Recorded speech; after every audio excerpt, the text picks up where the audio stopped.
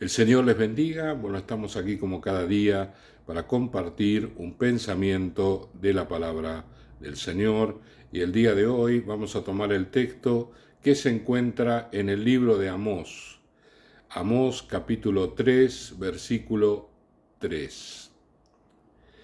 Este es el versículo más conocido de este libro, porque el libro es un libro de juicio.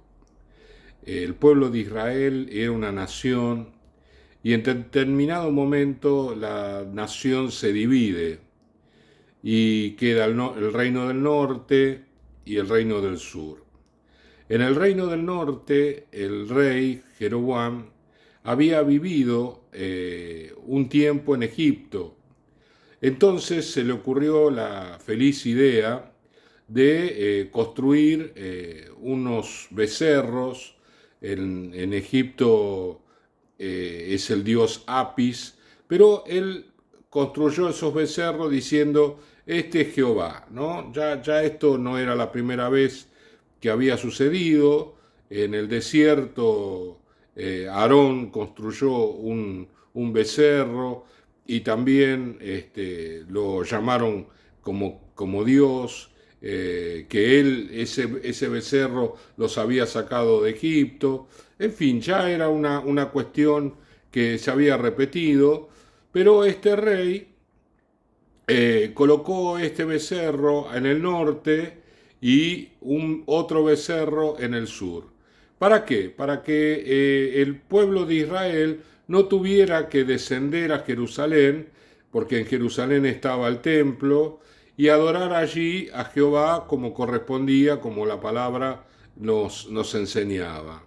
Entonces, de esta manera, él se cubría de que los israelitas, o sea, el reino del norte, el que él gobernaba, se escaparan y se fueran al reino del sur por la adoración a Jehová. Y esto fue un tropiezo muy grande para el pueblo de Israel, el reino del norte, porque todos los reyes que vinieron, no todos los reyes que lo sucedieron fueron hijos de Jeroboam, pero todos mantuvieron los becerros. ¿Por qué? Porque era una cuestión política, era una cuestión donde impedía al pueblo de Israel descender a la tierra de Judá, a donde estaba el templo, adorar a Dios. Y entonces, sin querer queriendo, como diría el Chavo, todo el pueblo del norte se apartó del Señor. Se apartó del Señor y el Señor tuvo paciencia, tuvo misericordia, le dio oportunidades que rechazaron, todas las oportunidades las rechazaron, no aceptaron ninguna de todas las oportunidades, valga la redundancia, que el Señor le estaba dando para que se volvieran a Él. Entonces llega un momento en que Dios dice, bueno, lamentablemente el juicio tiene que caer sobre esta nación y entonces empieza a mandarles profetas, ¿sí? Profetas que anunciaban la destrucción de su capital, Samaria, y todo el reino del norte. Entonces, este versículo es un versículo como, si bien es cortito, pero es un versículo que habla acerca de estar en una relación profunda con el Señor. Y esto justamente nos lleva a la reflexión, a la meditación, de que no podemos vivir una vida semi-cristiana, no podemos vivir una vida que se parezca a una vida cristiana, sino que tenemos que vivir una vida comprometida, así como el Señor en su compromiso murió en la cruz del Calvario por amor a nosotros, también nosotros tenemos que responder de igual manera a la actitud del Señor. Dice el capítulo 3, versículo 3, ¿Andarán dos juntos si no estuvieren de acuerdo? ¿Andarán dos juntos si no estuvieren de acuerdo? Es la pregunta que nos hace Amós, como diciendo, si nosotros estamos separados hace tanto tiempo, ¿sí? Si nosotros hemos tomado caminos diferentes, yo voy por un camino, ustedes van por otro camino, empezaron a adorar imágenes que yo les dije que no tenían que adorar, esos becerros que simbolizaban Jehová, pero en realidad no eran Jehová. Jehová es un Dios que no tiene forma, que no podemos atribuirle una forma, porque justamente Él es espíritu. Y a Él quiere que se lo adore en espíritu. No quiere que se lo adore a una estatua, a un animal, a un hombre, a lo que sea. No. Entonces el pueblo de Israel tomó ese camino y el Señor le dio oportunidades, le dio ocasiones de volverse a Él y nunca lo hicieron. Entonces Dios no le quedó otro remedio que permitir que un pueblo extranjero viniera, destruyera toda la nación y lo llevara cautivo por todas partes, los distribuyó por toda la zona, porque esa era la forma en que este ejército trabajaba, y fueron esparcidos por todos lados, lamentablemente, para la salvación de ellos. Algunos, cuando estaban allá en sus lugares de reclusión, por así decirlo, buscaron al Señor y luego, con el tiempo, volvieron a la tierra de Israel. ¿Sí? Pero esto nos llama a una mirada a nosotros, ¿sí?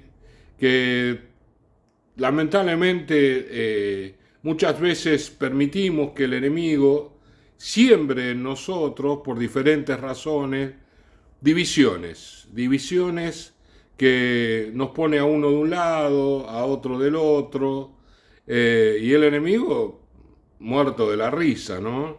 Y nosotros enojados, molestos, dañados, amargados. Eso suele pasar en las iglesias, es más común de lo que nosotros pensamos. En Primera de Corintios, el apóstol Pablo dice el capítulo 1, verso 10, os ruego pues, hermanos, por el nombre de nuestro Señor Jesucristo, que habléis todos una misma cosa, que todos hablen lo mismo.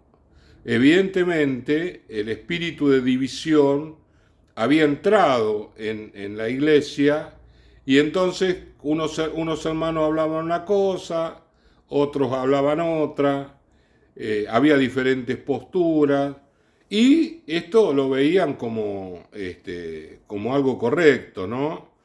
Vivimos en un mundo donde la diferencia dicen que nos potencian, que está bien que haya diferentes puntos de vista, porque de esta manera crecemos.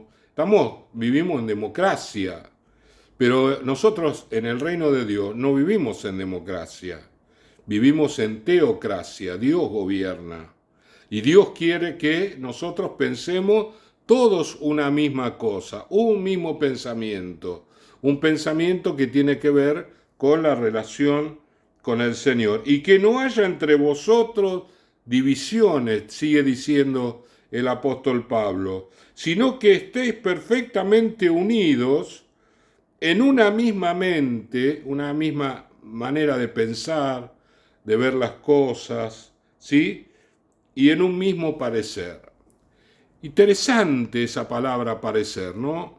¿Por qué? Y porque a cada uno le parecen las cosas de una manera diferente. A mí me parece que esto tendría que hacerse de esta manera. A mí me parece que las cosas tendrían que hacerse de esta otra manera.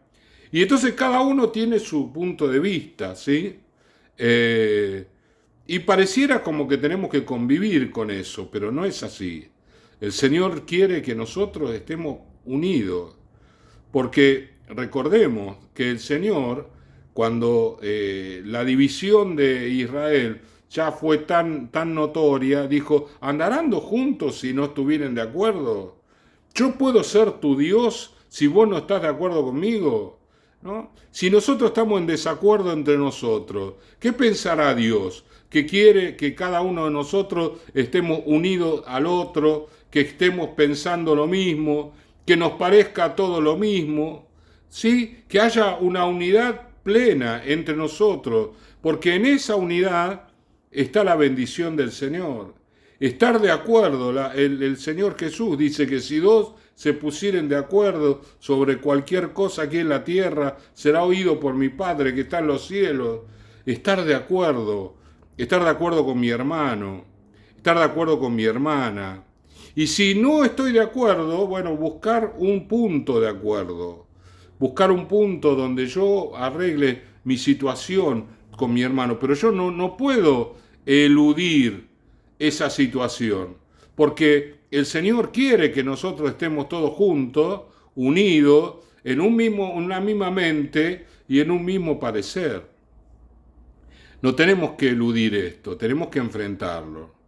No podemos actuar de una manera cobarde y escondernos de esta situación, sino que tenemos que enfrentar esa situación y tenemos que, tenemos que hablar con esa persona y solucionar las cosas para que realmente haya unidad y entonces el Señor se regocije y cuando Dios se regocija derrama bendición hasta que sobre y abunde.